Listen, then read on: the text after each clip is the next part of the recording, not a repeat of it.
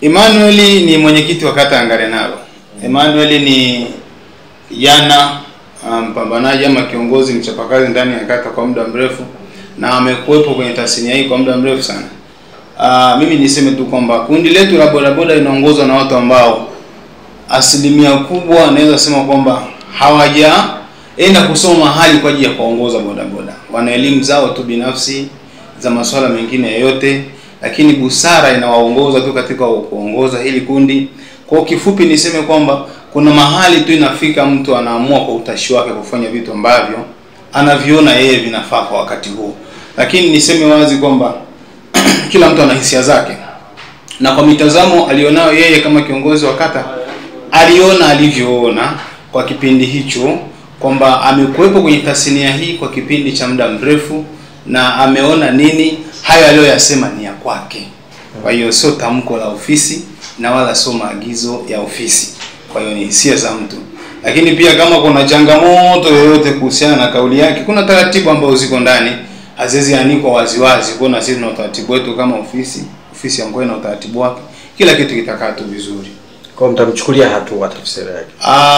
Hatuna maana ya kwamba tunachukua hatua kwa lugha hiyo, lakini ni kwamba ni swala la kuelimishana kwa sababu uongozi nimesema hakuna aliyesomea kuongoza bodaboda. Kwa mapungufu yote yanayoonekana ni ya kibinadamu, saa nyingine kuna maonyo, kuna maelekezo, kuna kukumbushana na ndo maisha yalivyo.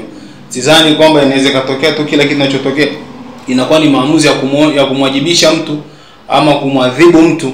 Tunakuwa tutengenezi. Kundi letu sisi tumejikita katika kuelimishana sana. Kipi ambacho alikiongea ambacho mnataka mkiweke sawa kwamba hakikuwa vile alivyosema? Kitu kikubwa sana, mimi nisiwe msemaji kuhusiana na kipi alikikosea, lakini binafsi si mwenyeji sana kwenye masuala ya fedha ya milioni 400. Kwa sababu kwanza kwenye kundi hili nina muda mchache. Nimekuwepo kwenye kazi ya maafisa usafirishaji tangu 2019 mwezi wa 10. Kwa hiyo mpaka sasa nina almost miaka labda 5, si zaidi.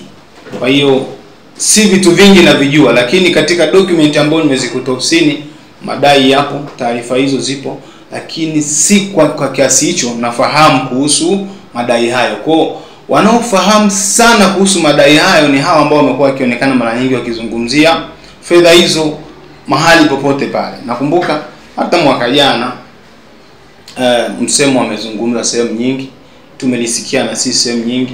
Kuna mahali pia na sisi tumejaribu kugusia. Mimi binafsi sije kustate mahali kwa kiongozi kuhusiana na swala hilo la fedha zaidi ya kuliweka katika disara yetu ambayo tulikuwa nao mwaka jana mwezi wa 12